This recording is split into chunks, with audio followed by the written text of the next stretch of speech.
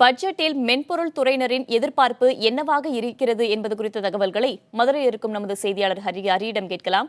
Hari, budget குறித்து மதுரையில் இருக்கும் மென்பொருள் துறையினருடைய எதிர்பார்ப்புகள், அவர்கள் முன்வைக்கக்கூடிய கோரிக்கைகள்லாம் என்னென்ன? மத்திய பொது பட்ஜெட்டில் தற்போது மென்பொருள் துறைக்கு எந்த மாதிரியான எதிர்பார்ப்புகள் இருக்கிறது என்பது குறித்து பேசுவதற்காக மென்பொருள் துறையைச் சேர்ந்த திரு சிவராஜ் அவர்கள் நம்மோடு இருக்கிற அவற்றை கேட்கலாம். சார், இந்த மத்திய பொது பட்ஜெட்டில் நீங்கள் எந்த மாதிரியான எதிர்பார்க்குறீங்க பட்ஜெட்? இப்போது இந்த காலகட்டத்தில் மென்பொருள் துறை குறிப்பாக இந்தியாவில் ஒரு கொஞ்சம் கடினமான சூழலை சந்திச்சிருக்குன்னு சொல்லலாம். அதுக்கு ஒரு 2 காரணங்கள் சொல்லலாம். என்னென்னா, இப்போ குளோபலைசேஷன் அப்படின்னு கடந்த 25 வருடங்களாக உலகம் ஒரு பொருளாதார கலாச்சாரத்தில் போனது. அப்போ அண்மை காலமாக இந்த பிரெக்சிட், பிரிட்டிஷ் ஒரு யூரோப்பியன் யூனியனில் வெளியே போனது ஒரு கவனிக்கப்பட வேண்டிய விஷயம். ரெண்டாவது இப்போ தற்போதைய அமெரிக்க ஜனாதிபதியோடைய பல கொள்கைகள் இந்த டீக்ளோபலைசேஷன், அதாவது உலகமயமாக்கலுக்கு ஒரு எதிரான நிலையை எடுத்திருக்குதுன்னு சொல்லலாம். இந்த சூழலில் ஒரு பட்ஜெட் ஒரு நீண்ட கால அடிப்படையில் ஏன்னா இப்படி ஒரு டீக்ளோபலைசேஷன் சிச்சுவேஷனில் மிக அதிகமாக பாதிக்கப்பட போகிறது ஐடி துறையாக தான் இருக்கும்.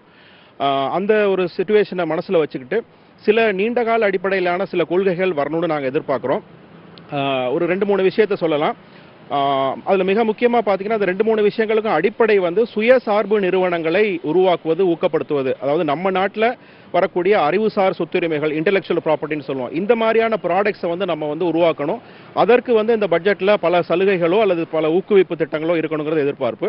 ஒரு 3 விஷயங்களை நான் சொல்லலாங்க. ஒன்று போன வருடம் பட்ஜெட்டில் அறிவிக்கப்பட்ட அந்த ஸ்டார்ட் அப் இந்தியா அப்படிங்கிற திட்டம் ரொம்ப தெளிவாகவும் இல்லை, இலகுவாகவும் இல்லை, நிறைய பேரை சென்றடையவும் இல்லை அப்படிங்கிறது ஒரு பெரிய குறை, ஒரு பெரிய ஒரு கவனத்துக்கு எடுத்துக்கப்பட வேண்டிய விஷயம். அதை எந்த அளவுக்கு இலகுவாக்குறாங்க, எந்த அளவுக்கு அதை எல்லாரையும் சென்றடையும் வகையில் இந்த பட்ஜெட்டில் எதுவும் மாறுதல்கள் செய்திருக்கிறார்களா அப்படிங்கிறது ஒரு மிக முக்கியமான விஷயம். ஏன்னா இந்த ஸ்டார்ட் அப் நிறுவனங்கள்லேருந்து தான் நான் சொல்லக்கூடிய இந்த ஒரு இனோவேட்டிவ் ப்ராடக்ட்ஸ் வந்துகிட்டு இருக்கு. அப்போ இதை கொஞ்சம் இன்னும் கருத்தில் கொள்ளணும். போன வருடம் அறிவித்த விஷயங்கள் பெரும்பாலும் நடைமுறை சாத்தியத்துக்கு ஏற்ற வகையில் இல்லை அப்படிங்கிறதும், அது இந்த ஸ்டார்ட் அப் ஈகோசிஸ்டத்தில் இருக்கக்கூடிய ஸ்டார்ட் அப் நிறுவனங்களுக்கு பெரிதும் பயன்படும் வகையில் இல்லை அப்படிங்கிறது தான் நிதர்சனமான உண்மை.